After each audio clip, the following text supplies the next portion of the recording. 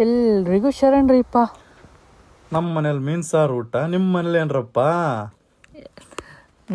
ನಾನು first time ಮೀನು ಸಾರು ಮಾಡ್ತಿರೋದು. ಆ್ಯಕ್ಚುಲಿ ಮೀನನ್ನ ಮಾಡ್ತಿರೋದೇ ಇದು ಸೆಕೆಂಡ್ ಟೈಮ್. ಲಾಸ್ಟ್ ವೀಕು ಮೀನು ಫ್ರೈ ಮಾಡಿದ್ದೆ, ಇವಾಗ ಸಾರು ಮಾಡ್ತಿದ್ದೀನಿ. ಏನಿಲ್ಲ, ಈಸಿ ರೆಸಿಪಿ.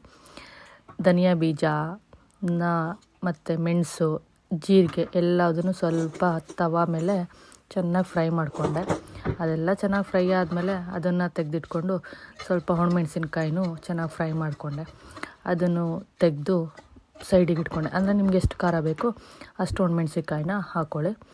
ಅದಾದಮೇಲೆ ಒಂದು ಅದೇ ತವಾದಲ್ಲಿ ಶುಂಠಿ, ಬೆಳ್ಳುಳ್ಳಿ, ಈರುಳ್ಳಿ, ಟೊಮೊಟೊ ಎಲ್ಲ ಹಾಕಿ ಸ್ವಲ್ಪ ಎಣ್ಣೆ ಹಾಕಿ ಚೆನ್ನಾಗಿ ಸ್ವಲ್ಪ ಅದು ಸ್ಮೂತ್ ಆಗೋವರೆಗೂ, ಗೊತ್ತಾಗುತ್ತಲ್ಲ ಈರುಳ್ಳಿ ಬೆಂದಮೇಲೆ ಸ್ಮೂತ್ ಆಗುತ್ತಲ್ಲ, ಹಂಗೆ ಸ್ಮೂತ್ ಆಗೋವರೆಗೂ ಸ್ವಲ್ಪ ಫ್ರೈ ಮಾಡ್ಕೊಬೇಕು. ಅದಾದಮೇಲೆ ಕೊತ್ತಂಬರಿ ಸೊಪ್ಪನ್ನ ಬೇಕಂದರೆ ಫ್ರೈ ಮಾಡ್ಕೊಳಕ್ಕೆ ಹಾಕ್ಕೊಳ್ಳಿ, ಇಲ್ಲಾಂದರೆ ಡೈರೆಕ್ಟಾಗೆ ಇದಕ್ಕೆ ಹಾಕ್ಕೊಳ್ಳಿ.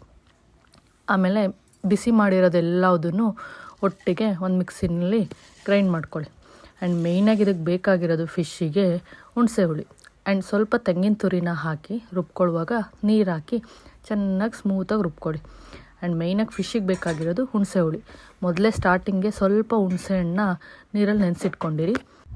ಒಂದು ಪಾತ್ರೆಗೆ ಎಣ್ಣೆ ಹಾಕಿ ಸ್ವಲ್ಪ ಸಾಸಿವೆ ಹಾಕಿ, ಸಾಸಿವೆ ಸಿಡಿದ್ಮೇಲೆ ನೆನೆಸಿಟ್ಟಿರೋ ಹುಣಸೆ ಹುಳಿ ಹಾಕಿ, ಅದಾದಮೇಲೆ ರುಬ್ಬಿರೋ ಮಸಾಲ ಹಾಕಿ, ಮಸಾಲ ಹಸಿ ವಾಸನೆ ಎಲ್ಲ ಹೋಗಿ ಉಪ್ಪು ಹಾಕಿ ಚೆಂದ ಹಸಿ ವಾಸನೆ ಎಲ್ಲ ಹೋದ್ಮೇಲೆ ಕಟ್ ಮಾಡಿ ವಾಶ್ ಮಾಡಿಟ್ಟಿರೋ ಅಂಥ ಫಿಶ್ ಹಾಕಿ.